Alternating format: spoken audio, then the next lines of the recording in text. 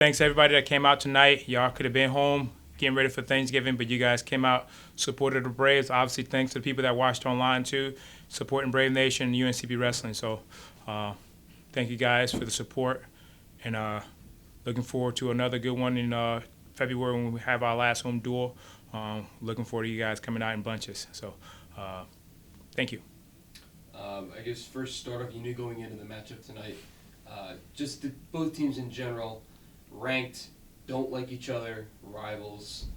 What was the build-up going into the match, and what was the team message? Just obviously we want to respect all our opponents. I mean, these guys come out to fight hard, and we respect that. But you know, it's a Carolina rivalry. I think in my opinion, I think those guys have overtaken what we used to call our rival in Newberry. One, they're willing to wrestle us, and Newberry isn't. So you got to give them credit there.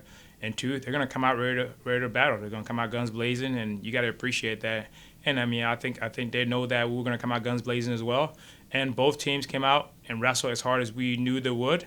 And it turned into a really, really good, tough duel. And that's appreciated going into a break, knowing that both teams obviously are gonna get better. So that was that was something we told our guys from Sunday. Obviously, we didn't have the result we wanted all Sunday, but we had to make sure we recover and get back to work. And I think the guys did an awesome job doing that. I think when setting up your lineup, when you have Daggett going in early when you're starting at 125 and you have Jonathan Miller following up a couple of matches later, what does that do for the team psyche to set the tone, knowing that you have good quality wrestlers competing early on in the team match? I mean, it does wonders. I mean, you definitely can't forget a senior leader, Jaquan McIntyre, coming out there, not feeling his best, and definitely not training the way he wants to be training, and going out there and battling hard. Despite having a few setbacks during the match, he still, he got the job done. He found the way to finish the match, and that's really important as leadership, and you could tell that he understood his job, and he made sure he went out there and did it well. One of the biggest things I think people forget is, in a loss, guys can still win, and Jaquan did an awesome job. But having a guy like Jonathan Miller and Nick Daggett, with those horsepower and knowing that, hey, those guys can go out there and work hard. The biggest thing is making sure those guys don't go out there and press. Sometimes guys want to get a pin instead of going out there and just wrestling their matches and doing the things they do best. If a pin comes, you take advantage of it, but you don't go forcing things, which one, it tires you out, and two, it puts you in a position that you don't need to be in. When you go out there and wrestle your match, do the things you're capable of doing, you'll put yourself in pinning positions the right way. Now, when you set up your lineup, obviously you're confident every wrestler you send up for your team, knowing that it was a score of 14-9 before Mr. Hill stepped to the match. I guess specifically about how much confidence did you have in him specifically, knowing how successful he is throughout his tenure at UNCP? Well, Gary's a little older than some of our guys. Although he's only a sophomore, he's got some real world experience on his belt, and I think wrestling on the mat is a lot less headache than he's been dealing with the last couple of years. So you can see his poise. He doesn't get too riled up, and he doesn't get too down, regardless of what the result ends up being. And you got to appreciate that. And I think that's just a testament to the person he's become, his faith, and all that. And it shows in his wrestling, it shows in his training, it shows in the way he lives his life. That's something you can appreciate as a believer, and know that this guy's going to come out there. He's going to give his best, win or lose. He's going to push himself. He's going to work for the team. He's going to work for himself. And when he walked out there, we knew he was going to be able to handle the pressure that their guys are going to bring out, and he did that excellently. And he put his best foot forward. So we appreciate his time and his effort and the way he's carrying himself in our program.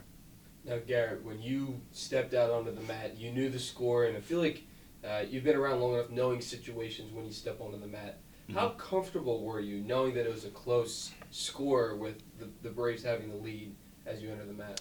I mean, super comfortable. Obviously, I seek those opportunities, those types of situations are the things that, I enjoy thriving in. And so I knew that I just felt comfortable. I felt confident going into it and, just enjoy performing under pressure. Now, the first two periods of the match is, I guess, a term people like to call ugly. Mm-hmm. Back and forth, 1 point here, 1 point there. You had the 1 point edge or 2 point edge going into the third period. Yep. What did you want to do heading into the third period in order to secure the victory? Just separate the score a little bit, score some more points, maybe get some more takedowns. I feel like my best position is neutral, and it definitely felt like the more he was pressuring in, the more I could get to that single leg in the high C, hit that knee pull a little bit more. So I was just kind of trying to separate the score a little bit. And I think we talked about it before, but in your match throughout, it seemed that there may have been shots or moves or whatever your opponent was doing seemed to be a little unnecessary. Mm-hmm. Some may call it cheap shots. How were you able to get into your zone and just focus on not only being a professional, but at the same time doing things the right way to not penalize your team? Well, I mean, it's wrestling, so it's unarmed combat, so you kind of expect that whenever you go in there, especially at this level. Everybody's physical, so just going into it, I knew that that's kind of what it was going to be, so whenever it happened, just kind of everything went according to plan, and I just continued to wrestle through every position and keep looking for points.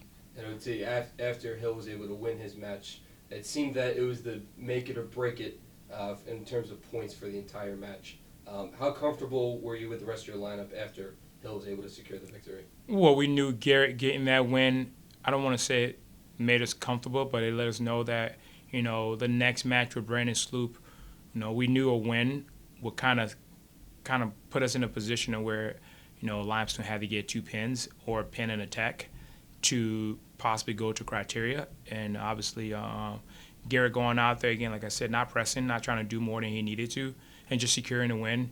Securing it convincingly, if you ask me. Again, like he talked about, it's hand-to-hand combat, and you got a decision to make. You can go in there and be, you can be ugly, or you can realize that, hey, this guy wants to win just as bad as you do. He's going to do what he needs to do, and as long as it's within the confines of the rules, which I think every single one of their guys that club does, it was within the confines of the rules, and the official was there. If he didn't think like it was, then he would have made a call. So you can't go complaining to the official, and you can't go being erratic. And I think Garrett and all the other guys did a great job of, weathering the storm and getting those guys to deep water. And I thought when we got them deep water, we broke them in some of those cases that we needed to. And I thought Brandon did a good job.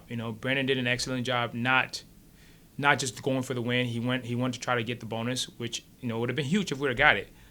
The fact that he went after it was huge, I think, for his confidence moving forward, and it helped his cardio, and it helped him knowing that, hey, he can go in there, he can give up a takedown, working hard to try to win, spread the lead, and be okay, because he gave up a takedown, he still won the match. He wasn't in danger of losing, by trying to work hard to get more scores. And at the end of the day, any athletic event you take part in, you want to try to score points, and that's the goal: score points.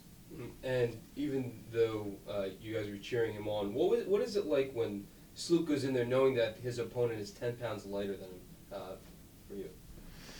I mean, I expect him to win. I expect him to dominate, so I'm very confident, I train with him every day. I know what type of skills and stuff he has going into the match, so feeling good, honestly. I felt like he was in a very good position to win and dominate the way that he did. And last one for me, what was the atmosphere like for you, OT, knowing that you watched your team compete and you knew that it was going to be back and forth throughout a majority of the match? What were you feeling inside and not allowing it as much inside to show when you were coaching your guys up? I mean, you got to give Coach Revels a lot of credit for the way they prepare the guys to come in and compete. And at the end of the day, when those guys walk out there, there's very little you can do to help them. I mean, obviously, you can see some things that maybe you can tell them. Sometimes they might look at you, but they may not be hearing a single thing. But you got to be calm. I think when your athletes see you calm, and being the way you always are, it allows them to be calm and not panic and not be erratic. I mean, whether he wants to or not, Garrett can tell you there's no need to yell at him in practice. I mean, we talk to him, we try to speak to him in a calm manner. So when they're on the mat, they expect the same thing. If I'm yelling at him in practice every day, I need to be yelling at him during the match. If I'm not yelling at him in practice, I don't need to yell at him in the match. When I'm yelling at the official, and that's it.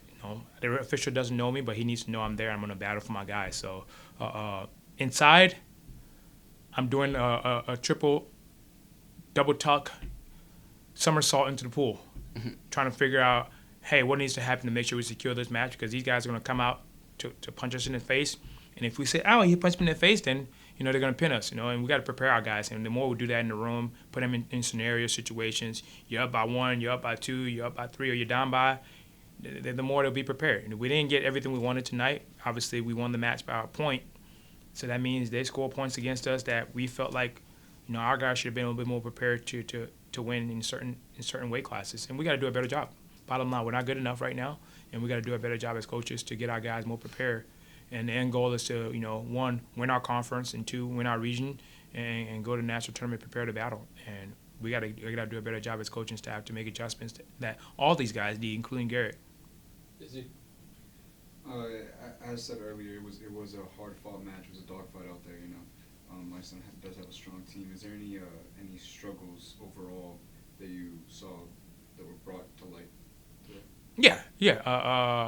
Again, those guys bring a team to compete, and what we've seen. We haven't really seen some of those guys compete this season, so this is the first time we've seen them compete. Obviously, we've been at tournaments where they've had some other guys, so this was the first time we got a crack to see what some of their starters are going to do later in the year, and we got to make the adjustments. And we're going to do our guys' due diligence, watch video, and there'll be a couple of tournaments, a couple of opportunities. We're going to see them again at least one more time to see what their guys are going to do, and hopefully that's going to be enough to make the adjustment we need, not just for Limestone, but just for our season in general. But I think our guys do a great job of following our lead and doing the things we ask them to do when they go out to compete. So we got to give our guys a lot of credit for listening and doing their jobs.